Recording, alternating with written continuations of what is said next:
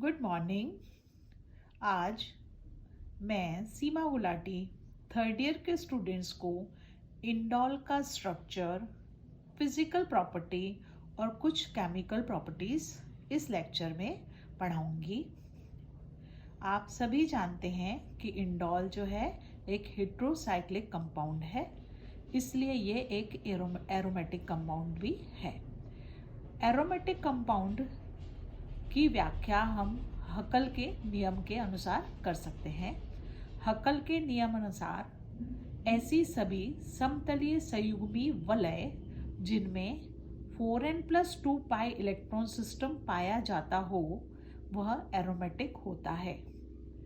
यह इंडोल की रिंग एक प्लेनर रिंग है और इसमें सभी जो डबल बॉन्ड हैं वह एक दूसरे के कंजुगेशन में है और साथ ही साथ यह जो है 4n+2 पाई इलेक्ट्रॉन सिस्टम को फॉलो करता है। इसमें 10 पाई इलेक्ट्रॉन सिस्टम पाए जाते हैं, जिसमें से नाइट्रोजन का जो लोन पेयर है वह भी इस 10 पाई इलेक्ट्रॉन सिस्टम को बनाने में काम आता है। इंडोल एक प्लेनर मॉलिक्यूल है। इसमें सभी 8 कार्बन और 9 नाइट्रोजन सभी का संकरण या हाइब्रिडाइजेशन जो है sp2 होता है। sp2 संकरित 3 ऑर्बिटल से प्रत्येक कार्बन कार्बन बंध बनाता है या कार्बन हाइड्रोजन बंध बना रहा है। नाइट्रोजन हाइड्रोजन बंध भी जो है संकरित कक्षक से ही बनता है और नाइट्रोजन अपने पास के दोनों कार्बन से भी जो है हाइब्रिडाइज्ड ऑर्बिटल से अतिव्यापन करके जो है वह सिग्मा बॉन्ड बना रहा है। अब आते हैं हम इसमें पाई बॉन्ड की स्थिति देखते हैं। यहाँ पर अनहाइब्रिडाइज्ड ऑर्बिटल प्रत्येक कार्बन पर एक एक है और साथ ही साथ नाइट्रोजन पर भी एक अनहाइब्रिडाइज्ड ऑर्बिटल है। प्रत्येक कार्बन मतलब 8 कार्बन पर यहाँ पर जो अनहाइब्रिडाइज्ड ऑर्बिटल है उनकी सिमिट्री इस रिंग में ओवरलैप के लिए परमिट कर रही है, इसलिए ये ओवरलैप कर सकते हैं और इनमें सभी में एक एक इलेक्ट्रॉन पाया जाता है एक्सेप्ट नाइट्रोजन। नाइट्रोजन के पास 2 इलेक्ट्रॉन हैं। इस तरह से टोटल जो नंबर ऑफ इलेक्ट्रॉन हो गए वो 10 हो गए, जो कि हकल रूल के अकॉर्डिंग 10 पाई सिस्टम जनरेट कर रहे हैं। तो इस तरह से ये एक 10 डीलोकलाइज्ड पाई इलेक्ट्रॉन सिस्टम है, जिसमें नाइट्रोजन 2 इलेक्ट्रॉन को कंट्रीब्यूट कर रहा है। मॉलिक्यूलर ऑर्बिटल स्ट्रक्चर जो है यहाँ शो किया गया है। आप इसे देख के समझ ही सकते हैं कि यहाँ सभी 8 कार्बन पर एक अनहाइब्रिडाइज्ड ऑर्बिटल है जो कि ओवरलैप जो कि परपेंडिकुलर टू द रिंग है, इसलिए इसमें ओवरलैप पॉसिबल है और इस तरह से मॉलिक्यूलर ऑर्बिटल जो है फॉर्म होते हैं और ये एक 10 पाई इलेक्ट्रॉन सिस्टम है। अब आते हैं हम इसकी रेजोनेटिक स्ट्रक्चर्स पे। इंडोल जो है यहाँ प्रदर्शित की गई हैं रेजोनेटिंग स्ट्रक्चर्स। 4 संरचनाएं यहाँ दिखाई गई हैं। इंडोल इन चारों संरचनाओं का अनुनादी संकर होता है। इंडोल जो है वो रेजोनेंस हाइब्रिड है इन 4 रेजोनेटिंग स्ट्रक्चर्स का। इनमें जो फर्स्ट 2 स्ट्रक्चर शो किए गए हैं, जिनको 1 और 2 से मार्क भी किया हुआ है, वो दोनों स्ट्रक्चर ऑलमोस्ट आइडेंटिकल है एक्सेप्ट कि बेंजीन रिंग में डबल बॉन्ड की पोजीशन जो है चेंज की गई है। ये दोनों स्ट्रक्चर एक जैसे हैं, इसलिए इनकी ऊर्जाएं भी समान होती हैं।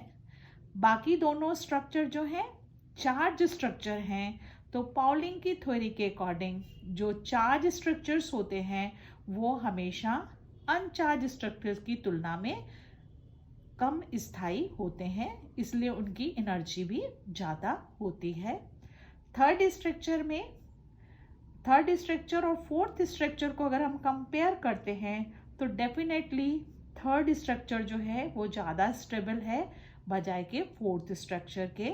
और उसका कारण बिल्कुल सिंपल सा है कि फोर्थ स्ट्रक्चर में जो बेंजीन का जो एरोमेटिक बेंजॉइड स्ट्रक्चर है वो डिस्टर्ब हो जाता है, इसलिए इसका स्थायित्व जो है कम हो जाता है।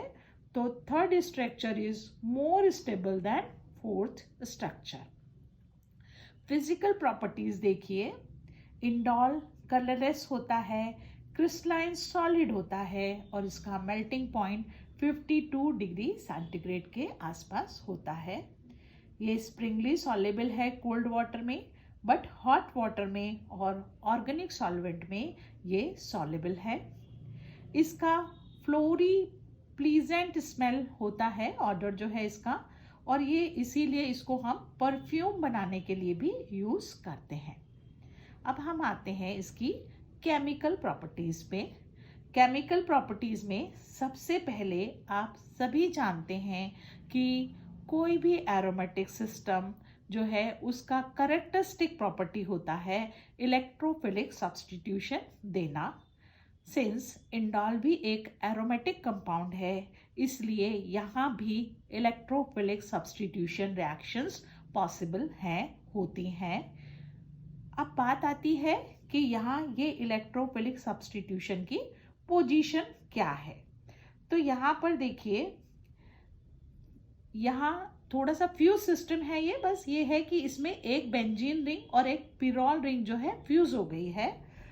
तो पिरोल रिंग जो है उसको हम कह सकते हैं कि वो पाई एक्सेसिव पिरोल रिंग को हम इस तरह से कह सकते हैं, मतलब उसमें इलेक्ट्रॉन डेंसिटी पिरोल में जो है वो एक्सेसिव है या ज़्यादा है और वो फ्यूज हो गई है बेंजीन के बी फेस के साथ। इस तरह का स्ट्रक्चर हमारा जो है इंडोल का है। अब इसमें ओरिएंटेशन को समझने के लिए आप ये देखिए कि यहाँ पर जो रेजोनेटिंग स्ट्रक्चर थे 3 और 4, इंडोल अगर हम बात करें, सॉरी अगर हम बात करें अगर पिरोल की, तो पिरोल में आपको ध्यान है कि जो सेकंड पोजीशन होती है, मतलब नाइट्रोजन की अल्फा पोजीशन, वह जो है इलेक्ट्रोफिलिक सब्स्टिट्यूशन के लिए ज़्यादा प्रीफर्ड पोजीशन है इन स्पाइट ऑफ 3 पोजीशन। लेकिन यहाँ पर अगर हम रेजोनेटिंग स्ट्रक्चर देखें तो हम डेफिनेटली कह सकते हैं इस बात को कि थर्ड जो रेजोनेटिंग फॉर्म है वो फोर्थ के कंपैरिजन में अगर ज़्यादा स्टेबल है, तो जो इलेक्ट्रोफिलिक सब्स्टिट्यूशन है वह जो है 3 पोजीशन पे प्रिफर्ड होना चाहिए इन स्पाइट ऑफ 2। बिल्कुल ऐसा ही यहाँ पाया भी गया है। पिरोल में सेकेंड पोजीशन पे second position is preferred over to 3, but in indole third position is preferred over to 2 position। तो यहाँ पर दूसरी पोजीशन की जगह तीसरी पोजीशन पर इलेक्ट्रोफिलिक सब्स्टिट्यूशन होना प्रिफर्ड है। ऐसा हम रेजोनेटिंग स्ट्रक्चर्स को देखकर भी कह सकते हैं। इंडोल में 3 पोजीशन प्रिफर्ड है ओवर टू 2। इस बात को सिद्ध करने के लिए हम इसके इंटरमीडिएट जो फॉर्म होता है कार्बोकेटायन, उसकी स्टेबिलिटी को के बारे में जानकर भी इसको रेशनलाइज कर सकते हैं कि 3 पोजीशन जो है प्रिफर्ड है।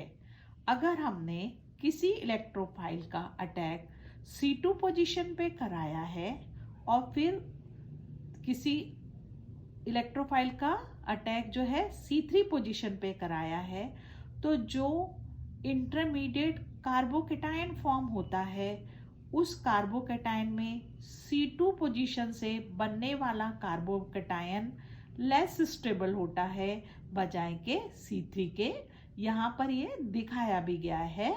C3 पोजीशन पे जो कार्बोकेटायन बन रहा है उसमें ज़्यादा रेजोनेंस है या उसकी एक रेजोनेटिंग स्ट्रक्चर और दिखाई गई हैं, सो ये ज़्यादा स्टेबल है।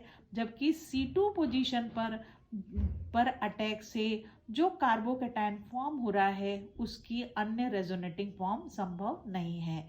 यहाँ मैं आपको बता दूं कि हम वो रेजोनेटिंग फॉर्म कंसीडर नहीं कर रहे हैं जिसमें बेंजीन का जो है एरोमेटिसिटी डिस्टर्ब हो, इसलिए हम केवल वही इंटरमीडिएट फॉर्म कंसीडर कर रहे हैं जिसमें बेंजीन की एरोमेटिसिटी अनडिस्टर्ब्ड रहे। तो C2 पर अगर हम अटैक करते हैं तो हमें केवल एक ही ऐसी रेजोनेटिंग फॉर्म मिलती है जिसमें बेंजीन की एरोमेटिसिटी अनडिस्टर्ब्ड रहेगी। जबकि C3 पर अगर हम अटैक करते हैं तो जो कार्बोकैटायन या जो इंटरमीडिएट फॉर्म होता है उसकी एक अन्य अनुनादी संरचना भी संभव है। आप सभी जानते हैं कि इंटरमीडिएट की स्टेबिलिटी जो है आगे की डायरेक्शन डिसाइड करती है रिएक्शन की। अगर कोई इंटरमीडिएट ज़्यादा स्टेबल होगा तो हमारी रिएक्शन की डायरेक्शन वही होगी। तो यहाँ पर C2 पोजीशन जो है वो प्रीफर्ड है ओवर टू 2 पोजीशन। इसलिए जो है इलेक्ट्रोफिलिक सब्स्टिट्यूशन यहाँ पर हमेशा कौन सी पोजीशन पे होंगे? 3 पोजीशन पे होंगे। इसमें खास तौर से ध्यान रखिए कि जबकि इंडोल में जो है वो 2 पोजीशन प्रिफर्ड होती थी ओवर टू 3। तो यहाँ ये फर्क इसलिए आया है क्योंकि यहाँ पर जो बेंजीन रिंग है उसकी वजह से यहाँ ये पोजीशन हमारी चेंज हुई है। तो जो इलेक्ट्रॉन डेंसिटी जिसमें रिच पोजीशन है वो फिर कौन सी हो गई है? C3 हो गई है। इसलिए C3 पर इलेक्ट्रोफिलिक सब्स्टिट्यूशन प्रिफर्ड रहेंगे ओवर टू 2। एक बात और जो आप लोगों के मन में आनी चाहिए वो ये है कि हमेशा पिरोल रिंग पर ही क्यों सब्स्टिट्यूशन हो रहा है, बेंजीन रिंग पर इलेक्ट्रोफिलिक सब्स्टिट्यूशन क्यों नहीं हो रहा है। तो हमेशा ध्यान रखिए कि जहाँ भी इलेक्ट्रोफाइल मीन्स इलेक्ट्रॉन स्नेही है ना, तो इलेक्ट्रोफाइल वह स्पीसीज है जहाँ उसे इलेक्ट्रॉन मिलेंगे, जहाँ एक्सेसिव ऑफ इलेक्ट्रॉन डेंसिटी होगी वो उधर की तरफ अट्रैक्ट होगा। यहाँ पर इन दोनों रिंग में से जो पिरोल रिंग है वो पाई एक्सेसिव रिंग है। इसलिए जब हम मोनो सब्स्टिट्यूशन की बात करते हैं तो हमेशा पिरोल रिंग पर ही जो है इलेक्ट्रोफिलिक सब्स्टिट्यूशन होगा। जैसा कि नेक्स्ट हमारा है प्रोटोनेशन। जैसा कि आप सभी जानते हैं कि जो पिरोल है वो भी एक वीक बेस है, इंडोल भी एक वीक बेस है। इसकी pKa वैल्यू जो है वो 3.6 होती है। अगर हम किसी डाइल्यूट एसिड से इसकी क्रिया कराते हैं तो 3 पोजीशन पे जो इंडोलियम कैटायन दिखाया भी हुआ है यहाँ पर, जो फर्स्ट स्ट्रक्चर है वह बनता है। जबकि आपके H1 पोजीशन पर और 2H पोजीशन पर भी मतलब जो है अटैक हो सकता है। या मेरा कहने का मतलब ये है कि 3 पोजीशन पे भी हाइड्रोजन आके जुड़ सकता है, जबकि 2 और 1 पोजीशन पे भी हाइड्रोजन आके जुड़ सकता है। अगर 3 पोजीशन पे हाइड्रोजन जुड़ता है, hydrogen is again a electrophile, तो उस केस में जो 3H इंडोलियम कैटायन बनेगा।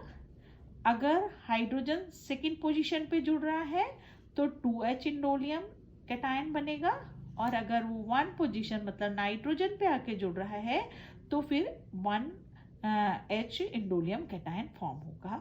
इनकी स्टेबल इसमें से प्रीफर्ड अगेन कौन सा है जो सबसे ज़्यादा स्टेबल है? That is 3H indolium cation. यहाँ पर देखिए इसमें जो 3H इंडोलियम कैटायन है उसमें जो पॉजिटिव चार्ज है वो डिलोकलाइज हो सकता है, जबकि जो 1H इंडोलियम कैटायन है उसमें लोकलाइज्ड पॉजिटिव चार्ज है, और जो 2H इंडोलियम कैटायन है उसमें बेंजीन रिंग की एरोमेटिसिटी डिस्टर्ब हो गई है। तो अगर इनकी स्टेबिलिटी की बात करें तो डेफिनेटली 3H इंडोलियम कैटायन जो है सबसे ज़्यादा स्टेबल होगा। नेक्स्ट लेक्चर में हम इसकी कुछ और केमिकल प्रॉपर्टीज स्टडी करेंगे। Thank you.